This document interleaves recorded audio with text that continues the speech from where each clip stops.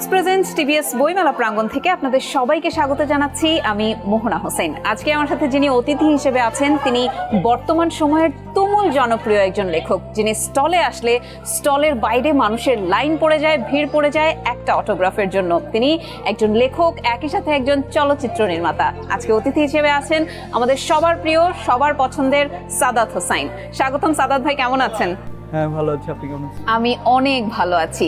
এবারের বইমেলায় আপনার 3টা নতুন বই এসেছে, 3টার গল্পই আমরা শুনবো, কিন্তু আমি এটা জানি যে প্রথমবারের মতো আপনি একটা ভ্রমণ কাহিনী লিখেছেন। সেই ভ্রমণ কাহিনী নিয়ে একটু শুরু করতে চাই যে পেছনের গল্পটা কেমন। আমার ধারণা আমি অলস প্রকৃতির মানুষ। হ্যাঁ, এটার কারণ হচ্ছে মানে এরকম ইন্টারেস্টিং কিছু ব্যাপার আছে। আমি এই ভ্রমণ কাহিনীর ভূমিকায় লিখেছি যে আমার রুমের লাইট বা ফ্যান অফ করতে হবে। আমি তখন ফোন করি আমার পাশের রুমের আমার ছোট বোনকে বা আমার ওয়াইফকে যে একটু শোনো তো, কথা আছে। তো ওরা আসলে আমি বলি, কী খবর, সব ঠিক আছে? হ্যাঁ। তোমার অফিস ঠিক মতো চলছে বা পড়াশোনা ঠিক মতো চলছে? হ্যাঁ। আচ্ছা ঠিক আছে, যাও। এই যাওয়ার আগে লাইটটা একটু অফ করে যাও। মানে আমি যে বিছানা থেকে উঠে গিয়ে লাইটটা ফ্যানটা অফ করবো, আমি এতটাই অলস। কিন্তু সেই আমি ইউরোপ ঘুরে ফেললাম। মানে ব্যাপারটা অনেক অদ্ভুত আমার নিজের কাছেই মনে হয়। এবং আমার কাছে এরকম মনে হতো যে এত ঘুরে ঘুরে এত কিছু দেখার দরকার, যেগুলো তো ন্যাশনাল জিওগ্রাফি খুললেই দেখা যায়, বা এখন তো ওই যে ছেলেমেয়েরা অনেক ট্রাভেল ব্লগ বানায়, এগুলো দেখেও তো ঘুরে আসা তো যায়। ভিআর বক্স আছে এখন, সেটা চোখে দিয়ে সেটাও দেখে ফেলা যায়। যেটা হয় যে ওটা আমার কাছে মনে হতো যে এটা তো এখন দেখার তো সুযোগ আছে না। তো এরকম আলস্য আমার মধ্যে, কারণ আমি একটা কাজেই পারি পৃথিবীতে, সেটা হচ্ছে রুমে বসে বসে লেখা। এবং আমি সিনেমা নির্মাণ করা সত্ত্বেও কেন আমি সিনেমা আরও অনেক বেশি সিনেমা বানাইনি, বা এখনও কেন সিনেমা বানানোর জন্য খুব বেশি ইগারনেস দেখাই না, এটার কারণ হচ্ছে আমার আলস্য। মানে আমার কাছে মনে হয় যে এই প্রক্রিয়াটা তো কষ্টকর, ওটার মধ্যে আমি যেতে চাই না। কিন্তু লিখতে হলে তো রুমে বসে বসে লিখে ফেলা যায় না, কল্পনার জগতে ঘুরে আসা যায়। তো ওই সময়টা যেটা হচ্ছে যে আমি বেলজিয়ামে গেলাম, ওখানে ব্রাসেলস এম্বাসিতে একটা প্রোগ্রাম ছিল বাংলাদেশে, তো সেই সূত্রেই যাওয়া। তো যাওয়ার পরে যেটা হচ্ছে যে বিভিন্ন দেশে বাংলাদেশের পাঠকরা বা বাংলাদেশি যারা ওখানে বসবাস করেন, প্রবাসীরা, তারা আমন্ত্রণ জানালেন এবং প্রোগ্রামের আয়োজন করলেন প্যারিসে, ফ্রাঙ্কফুর্টে, রোমে, তো অনেকগুলো। তো একই সঙ্গে হ্রদ দেখা এবং কলা বেচার মতো। তো তখন আমি ব্রাসেলস থেকে গেলাম অ্যামস্টারডামে, ওখান থেকে লুক্সেমবার্গ, তারপরে আবার ব্রাসেলস, তারপরে ডুসেলডর্ফ, কোলন, ফ্রাঙ্কফুর্ট, তারপরে Paris, Zurich, Rome, Venice, Milan, মানে অনেকগুলো শহর, এবং প্রত্যেকটাই ঐতিহাসিক শহর, মানে শিল্প সভ্যতার সূতিকাগার বলা যায়। তো ঘুরতে ঘুরতে আমার কাছে না একটা চিন্তা এসছে মাথায় যে আচ্ছা, আমি ভিডিও করে প্রচুর ট্রাভেল ব্লগ বানাই, এরকম বানাতে চাই। এবং আমি প্রথমে ব্রাসেলসে গিয়ে এরকম কয়েকটা বানিয়েছিও। তো তারপর দেখলাম এটা খুব কষ্টকর। হ্যাঁ, তারপর আমি আগ্রহ ছেড়ে দিলাম। বাট আমার একটা ব্যাপার হচ্ছে, আমি কোথাও গেলে যদি যাই, আমি খুব পড়াশোনা করে যাই। কারণ আমার কাছে মনে হয়, ধরেন আপনি কোথাও গিয়েছেন, সেখানে ঐতিহাসিক মূল্য বিচারে মহামূল্যবান কোনো একটা আর্টিফ্যাক্টস আছে, কিন্তু আপনি সেটা ইতিহাস জানেন না, আপনার কাছে সেটাকে খুবই তুচ্ছ একটা জিনিস মনে হবে। আবার আপনি কোনো একটা ছোট্ট পাথর দেখেও আপনার রোমাঞ্চ অনুভব করতে পারেন যদি আপনি সেটার ইতিহাসটা জানেন। তো আমার যেটা হয়েছে যে আমি যেহেতু মোটামুটি একটু পড়ে যাই যে কোনো জায়গায়, আমি গিয়ে সব কিছু দেখে খুব মুগ্ধ হই। তো তখন আমি যখন ফিরে এলাম, ফিরে এসে যখন আমি অন্য প্রকাশক মাঝার ভাইকে যখন আমি আমার পারসেপশনগুলো বলছিলাম, যেমন প্যারিস নিয়ে বেশিরভাগ মানুষের প্রচণ্ড হতাশা প্রকাশ করেছেন এই সময়। আমি দেখেছি অনেকেই বিভিন্ন ইন্টারভিউতে বলেছে যে প্যারিস যেরকম হাইপ, সেরকম হাইপ তারা গিয়ে দেখতে পান নাই, খুবই নোংরা, খুবই ইনসিকিউর একটা শহর, এরকম। বাট আমি ওটা দেখেছি, দেখা সত্ত্বেও কিন্তু প্যারিস দেখে আমি মুগ্ধ হয়েছি। কারণ কি, প্যারিসের ইতিহাসগুলো আমি জানতাম। সেখানে ধরেন শেক্সপিয়ার্স অ্যান্ড কোম্পানির যে লাইব্রেরিটা আছে, সেই লাইব্রেরির ইতিহাস যদি আপনি জানেন, তাহলে আপনি বুঝতে পারবেন যে এটা আসলে শুধু একটা কাঠের কাঠামো না। এটা দেখার পরে আপনার সত্যিই রোমাঞ্চ লাগবে, ঠিক আছে? আপনি এখানে রবীন্দ্রনাথের নামে সরণি আছে, সেখানে গেলে আপনার রোমাঞ্চ লাগবে। আপনি ওখানে ভিক্টর হুগোর এসে যেতে পারবেন। আপনি যদি নেপোলিয়ন বোনাপার্টের গল্প জানেন, আপনি যদি ফরাসি বিপ্লবের গল্প জানেন, আপনি যদি এরকম অসংখ্য গল্পের জায়গা, মানে প্যারিস তো লাইক, এখানে আর্নেস্ট হেমিংওয়ে এসেছিলেন, জেমস জয়েস ছিলেন। সো এই ইতিহাস যদি আপনি জানেন, তাহলে আপনার কাছে প্যারিসের একটা ফুটপাতের মানে ম্যানহোলের ঢাকনাও আপনার কাছে মনে হবে যে এটা একটা রোমাঞ্চকর ব্যাপার। তো আমি যখন এই ব্যাপারগুলো যখন মাঝার ভাইয়ের সঙ্গে শেয়ার করছিলাম, তখন না উনি অনেকক্ষণ চুপ করে শুনে তারপর উনি বললেন যে তোমাকে এটা কাজ করতে হবে, কি তোমার মতো করে এরকম করে। আমার ধারণা সম্প্রতি এই তরুণ প্রজন্মের কেউ আসলে ইউরোপটাকে দেখতে পারেনি। তারা হয়তো গিয়ে ওই কাঠামোগুলোকে শুধু দেখেছে, এর পেছনে ইতিহাসটা পাঠ করে উপলব্ধি করে এগুলোকে দেখতে পারেনি, যার ফলে তারা এগুলোর সাথে এনগেজ ফিল করেনি। আমি তোমাকে বলবো, তুমি যেহেতু ইতিহাসটা জানো এবং জেনে তুমি দেখে তুমি একটা অন্যরকম অনুভূতি ফিল করেছো, তুমি লিখতে শুরু করো। আচ্ছা। অ্যান্ড দেন আই স্টার্টেড যেতে যেতে তোমাকে করে আমার প্রথম ভ্রমণ উপাখ্যান। তবে আমি এটা লেখার শুরুতেই বলেছিলাম যে ভ্রমণ উপন্যাসে বা ভ্রমণ কাহিনীতে প্রচুর তথ্য এবং ইতিহাস থাকে, কিন্তু আমাদের সাধারণত তথ্য মনে থাকে না যে এত সাল থেকে এত সাল এতগুলো ছিল। এই জন্য কিন্তু আমরা ছোটবেলায় যে গল্প শুনেছি সেই গল্প কিন্তু মনে থাকে। এই জন্য আমি এই ভ্রমণ কাহিনীটাকে গল্পের মতো, উপন্যাসের মতো করে লিখেছি। আমার এবং যত রিভিউ পেয়েছি দারুণ সাড়া পেয়েছে। মানে আমি রকমারি.com এর ইতিহাসের মানে ভ্রমণ কাহিনীর ইতিহাসের সর্বকালের সকল রেকর্ড ব্রেক করেছে এই বই। আচ্ছা, ভ্রমণ কাহিনী ক্যাটাগরিতে আর কি। এবং এটা কিন্তু 4 রঙে করেছে। 4 রঙে মানে হচ্ছে 4 কালার, প্রচুর প্রায় 150-র মতো ছবি ব্যবহার করা হয়েছে। মানে এটা ভ্রমণ কাহিনী সত্যিকার অর্থে যেমন হওয়া উচিত সেরকম হয়েছে। আমি মন্ত্রমুগ্ধের মতো আপনার কথা শুনছিলাম। আপনি একজন লেখক, আপনি একজন চলচ্চিত্র নির্মাতা, আপনার আন্তর্জাতিক স্বীকৃতিও আছে চলচ্চিত্র নির্মাতা হিসেবে, কিন্তু আপনি আপনার নিজের লেখাগুলো দিয়ে কেন অন্য কাউকে কিংবা নিজে চলচ্চিত্র তৈরি করেন না, বা অন্য কাউকে কেন অনুমতি দেন না? এমন একটা কথা প্রচলিত আছে আপনাকে নিয়ে যে আপনার বই নিয়ে আপনি কাউকে আসলে চলচ্চিত্র বানাতে দেন না। হ্যাঁ, এটা সত্যি। মানে আমাকে প্রচুর এই ধরনের ইভেন নাটক সিনেমা বানানোর জন্য প্রচুর বলা হয়েছে, কিন্তু আমার দুটা যে ব্যাপার, একটা প্রথম ব্যাপারটা হচ্ছে যে আমার কাছে মনে হয় যেহেতু আমার শুরুটা ভিজুয়াল আর্টিস্ট হিসেবে, মানে আমি ফটোগ্রাফি দিয়ে আমার ক্যারিয়ার শুরু, অ্যান্ড আমি কিছু ফিল্মও বানিয়েছি, ছোটোখাটো বড় সিনেমাও বানিয়েছি, সিনেমা হলে রিলিজ হয়েছে। এবং আমি হচ্ছে 2016-তে আমার একটা নির্বাক চলচ্চিত্র আছে দ্য শুজ, এটা শিল্পকলা একাডেমির জাতীয় পর্যায়ে শ্রেষ্ঠ চলচ্চিত্রকার পুরস্কার পেয়েছিলাম আমি। জুনিয়র চেম্বার ইন্টারন্যাশনাল পুরস্কার পেয়েছে আমার বোধ। হ্যাঁ, তো এই সব কারণেই হয়তো আমি যখন লিখি আমার মাথায় একটা ভিজুয়ালাইজেশন কাজ করে। তো আমার তখন মনে হয় যে আমি যে ভিজুয়ালাইজেশনের কনসেপ্ট থেকে এটিকে লিখছি সেটা অন্য কেউ ঠিক ওভাবে পোর্ট্রে করতে পারবে কিনা, এবং তখন আমার মন খারাপ হয়ে যাওয়ার একটা শঙ্কা থাকে। নাম্বার 2 যে প্রবলেমটা সেটা হচ্ছে যে আমার গল্পগুলো অনেক বিশাল ক্যানভাসের হয়ে থাকে, এতটাই বিশাল ক্যানভাস যে আমাদের দেশে ফিল্মে যে ধরনের ইনভেস্টমেন্ট হয়, যে ধরনের মেকিং প্রসেস বা অ্যারেঞ্জমেন্ট হয়, সেটা আমার ধারণা যে আমার বইগুলোর প্রতি জাস্টিস করার জন্য বা এটাকে প্রপারলি পোর্ট্রে করার জন্য কখনো কখনো যথার্থ না। মানে ওই বাজেটারি একটা প্রবলেম আসলে সবসময় ফিল করতে হবে বলে, মানে এই সমস্যাটার মুখোমুখি হতে হবে, কারণ এগুলো বানানোর জন্য বিশাল বাজেট দরকার, বিশাল অ্যারেঞ্জমেন্ট দরকার আমার বইগুলো নিয়ে। আপনি তাহলে চলচ্চিত্রের কথা চিন্তা করে কি একটু সহজ স্ক্রিপ্ট বা যেটা বানাতে পারে এমন কোনো কাজ করার পরিকল্পনা আছে? আমার লেখার ক্ষেত্রে একটা অদ্ভুত ব্যাপার ঘটে যে আমার বেশিরভাগ লেখার ক্ষেত্রেই না, লেখাটা শুরু করি আমি হয়তো একটা প্লট বা প্ল্যান মাথায় রেখে, কিন্তু কিছু দূর যাওয়ার পরে আমি দেখি যে আমার আর ওটার প্রতি কোনো ধরনের নিয়ন্ত্রণ নাই। তখন ওই লেখা আপনা আপনি মহাপরাক্রমশালী হয়ে ওঠে এবং সে এতটাই স্বাধীন হয়ে ওঠে যে সে একটা সময় আমাকে নিয়ন্ত্রণ করতে থাকে। লেখার চরিত্র এবং ঘটনা প্রবাহের প্রতি আমার আর নিয়ন্ত্রণ থাকে না, বরং তারা আমাকে নিয়ন্ত্রণ করতে থাকে।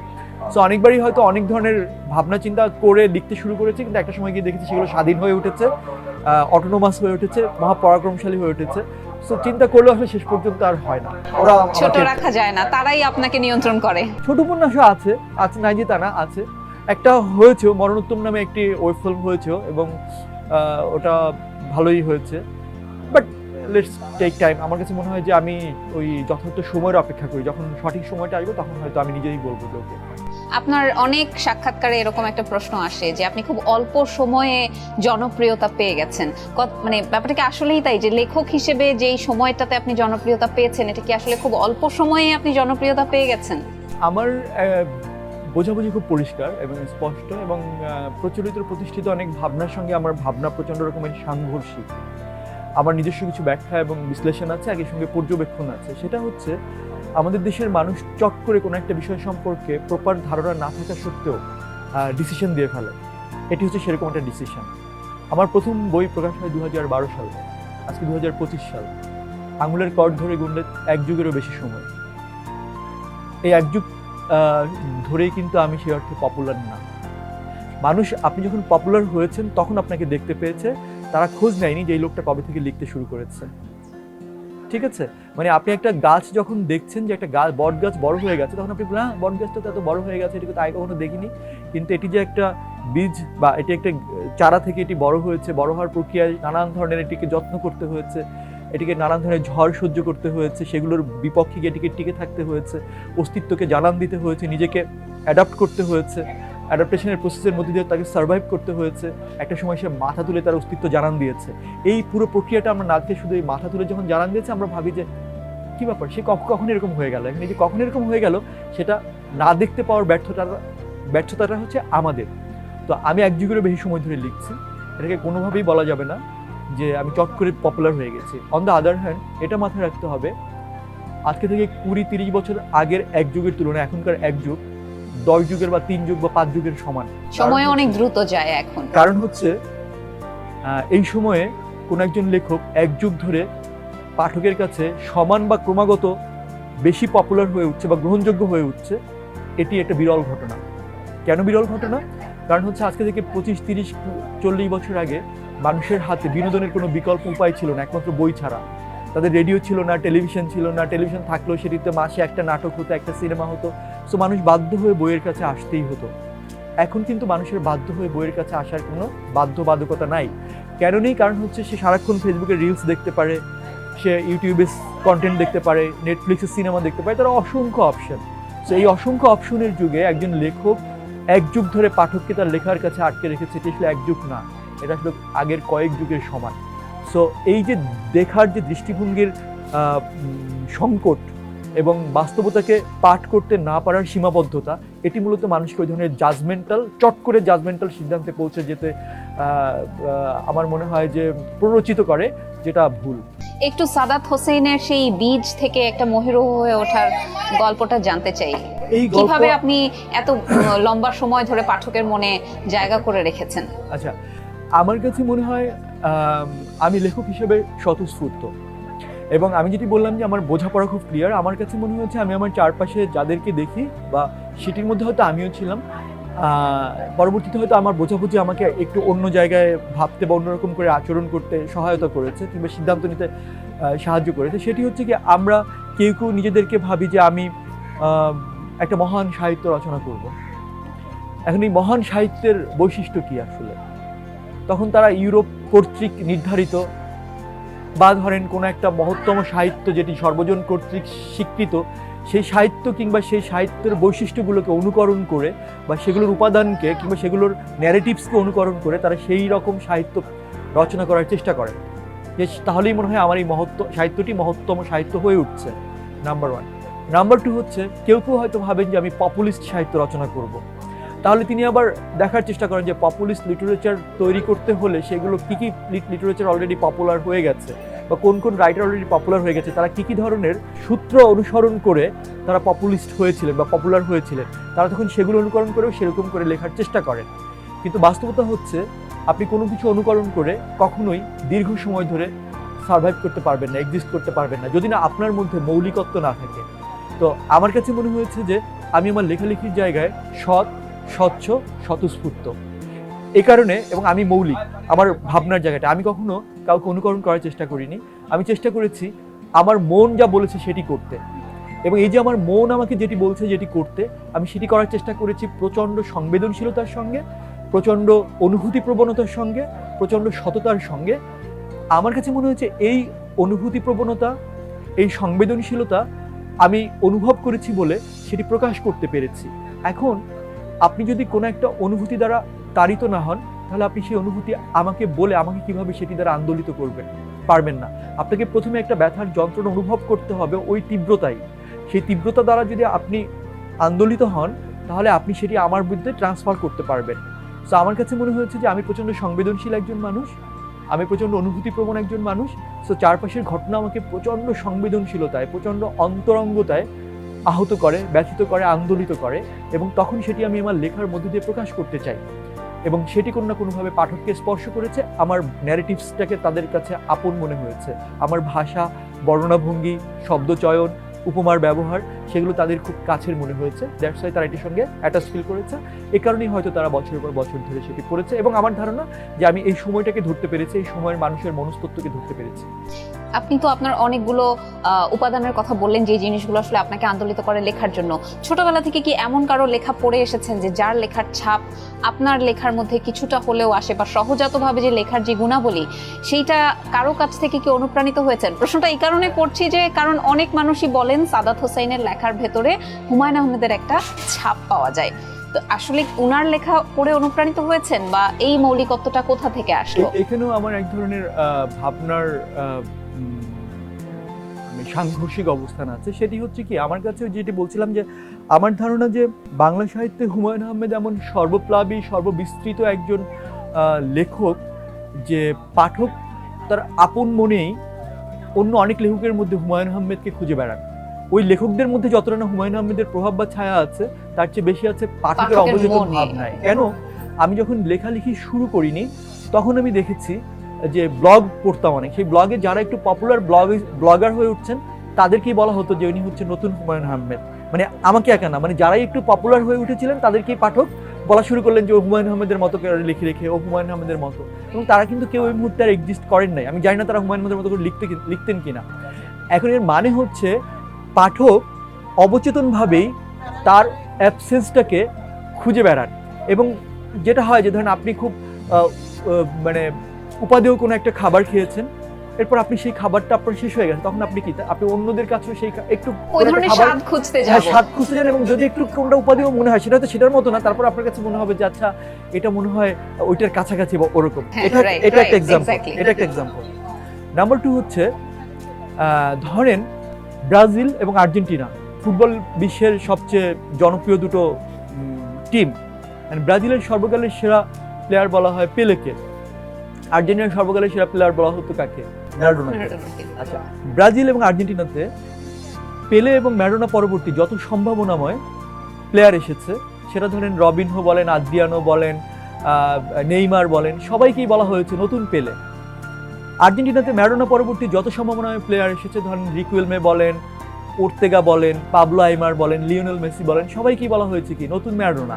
আচ্ছা, এখন এই নতুন পেলে এবং নতুন ম্যারাডোনার তকমা নিয়ে অনেকেই হারিয়ে গেছে, তারা তাদের নিজস্ব আইডেন্টিটি তৈরি করতে পারেনি, ঠিক আছে?